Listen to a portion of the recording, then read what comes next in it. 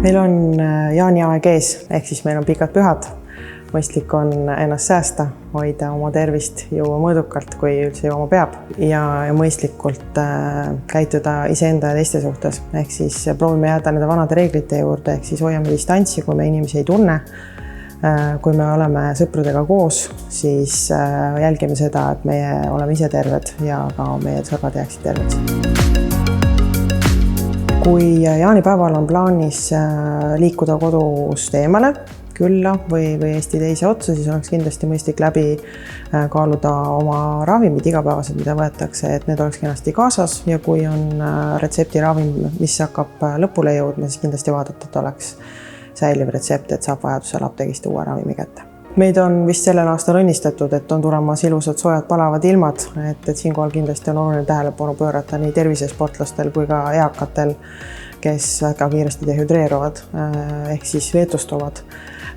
Mõistlik kaasas hoida pudel vett ja ikka jälle sealt lonks võtta, et meelde tuletada, et on vähe juua. Jaanipäeval kindlasti peaks tähelepanu pöörama ka lastele, ohud on ka lastel. Kui me oleme andnud lapsele plekkpurgis joogi, siis kindlasti enne kui laps seda jooki tarbib, oleks mõistlik seda kuulata, ega sinna ei ole mesilane sisse lennanud. Kindlasti tuleks jälgida, et limonaadidele ja muudega karastusjookidele sarnased vedelikud oleks ohutuskohas. Siinkohal me räägime süütevedelikest, mis on läbipaistvad, nagu üsna mitmed meie karastusjoogid, et need oleks lastele kättesaamatus kohas. Kindlasti oleks oluline, kui oleks valitud siis sõprade seast üks grupijuht ja oleks, kui neid oleks natuke rohkem, et sellel üksikul grupijuhil oleks igav. Aga et tema ülesandeks oleks siis tõesti vaadata seda, et sõber, kes tahaks natukene napsuse peaga rooli istuda, sinna ei läheks. Ja kui ta sinna ikkagi vaatamata kõigele läheb, et siis sellel ei oleks selliseid tagajärgi, mida me ei soovi, ehk siis politseile oleks teada sellest antud.